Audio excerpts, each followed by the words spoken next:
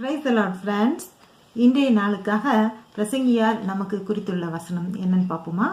அது 7வது அதிகாரம் 11வது வசனம்.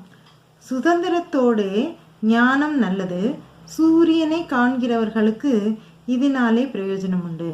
பிரசங்கியார் இந்த பிரசங்கி 7வது அதிகாரத்தின் 11வது வசனத்துல நமக்கு சொல்றது, ஞானமானது சுதந்திரமானதாக இருக்க வேண்டும். அதாவது ஞானத்தை பற்றிய அறிவுரைகள் இதெல்லாம் சொல்லும்போது சொல்லக்கூடிய மனிதர்கள் சுதந்திரமானவர்களாக இருக்க வேண்டும். ஏன்னா ஒரு அடிமைத்தனத்தின் சின்னமாக இருக்கும்போது, அடிமைத்தன வாழ்வில் வாழும்போது அவர்கள் ஞானத்தோடு பேசுவது என்பது கொஞ்சம் அரிதான காரியம். அதனால அதோட அவர் ஒரு எக்ஸாம்பிள் கூட கொடுத்துருக்காரு. அந்த சுதந்திரமான ஞானம் அப்படின்றது எதற்கு ஒப்பா இருக்கணும் அப்படின்னா, சூரியனுக்கு ஒப்பாக சொல்றாரு.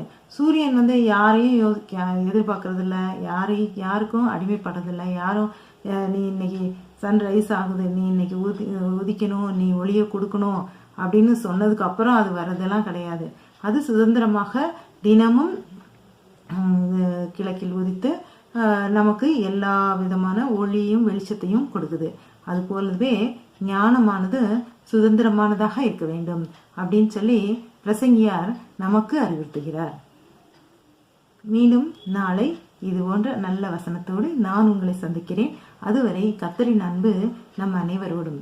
அல்லேலூயா.